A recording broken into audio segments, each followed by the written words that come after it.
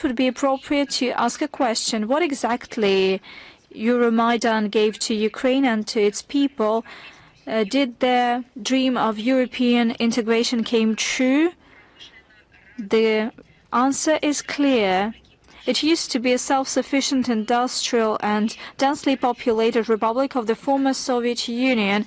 Now it has turned into an impoverished, extinct territory. It has lost its independence. It is funded by Western colonizers, which define its domestic and foreign policy. And let me call spade a spade. They embezzle money using Ukraine, but after this money laundering, money turned bloody red. It became normal for Ukraine to have large-scale human rights violations, to have discrimination of its citizens on ethnic and linguistic grounds. There is the rampage of corruption, and lawlessness is triumphant. At full swing is the totalitarian repressive machine to oppose dissent, and hardly Ukrainians that took to the streets on the so-called Maidan in November 2013 could imagine the tragic consequences. They paid a high price for their European choice, as they believed back in the day. You know what's the trick? Ukraine has always been part of Europe. It's a part of the continent. It's the European part of the Eurasian space. In literature, in culture, it has always been Europe and its traditions.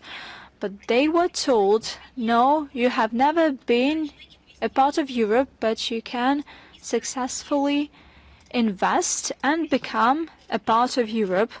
That's what they done. They have invested a great deal of human lives. Moving on to the current developments, and let us call a spade a spade. These are the repercussions of Euromaidan. It's not about a corruption scandal, corruption case, not at all. These are repercussions of the destroyed statehood of Ukraine through external governance, uncontrolled flow of money and weapons, and lack of any accountability under any modalities.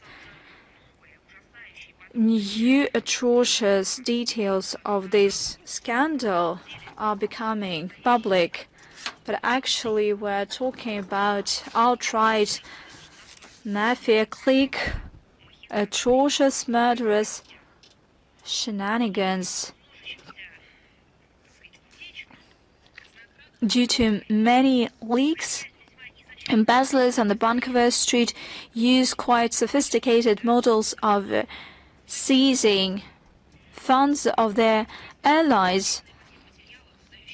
There is a great deal of materials that were made public, and they give food for thought. We're talking about huge money laundering by purchasing Western-sponsored drones at the exorbitant prices. The majority of these drones are destroyed by Russian air defense, and pocketing the money of sponsors that are sent to rebuild the damaged energy infrastructure, but actually they end up in private accounts. The funding for weapons and energy flow into the same hands. Now Zelensky and his partners in crime try to make excuses. Traditionally, surprising as it may seem, they blame everything on the Kremlin.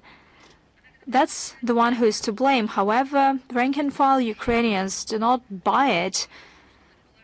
And we wanted it to happen much earlier, but it's best to have it now than never. According to the opinion polls, 73 respondents believe that the corruption has increased significantly over the past 4 years. We're talking about 4 years of war.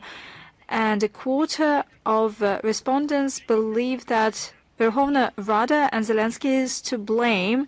62% support the resignation of Yermak from his post.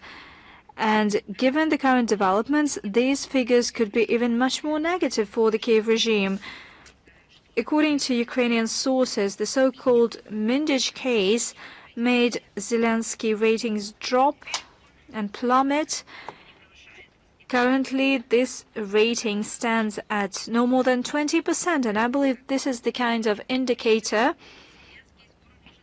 where Zelensky could even be much more successful, so to speak, than his friends in Europe, Emmanuel Macron, Keir Starmer, Friedrich Merz. They set these anti-records.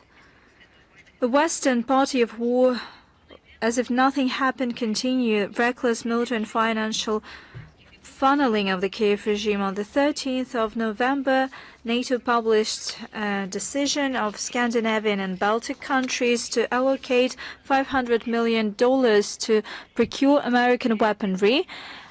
Within this initiative, and I name it the Prioritized Ukraine Requirements List. According to this list, these are no medications or humanitarian assistance, not at all. No education, economic growth, or any kind of development, not at all. We're talking about something that can kill as many Ukrainians as possible. Kill them ultimately. That is something NATO gives money for. On the 14th of November, Defense Minister of Germany, Boris Pistorius, announced Berlin's intention to dip into its pocket once again and to add some 150 million euros. Clearly, the fear of Western establishment to recognize that their project has failed and completely lose trust of the deceived taxpayers prevails over common sense. On the 14th of November, the EU High Representative for Foreign Affairs and Security Policy, the post occupied by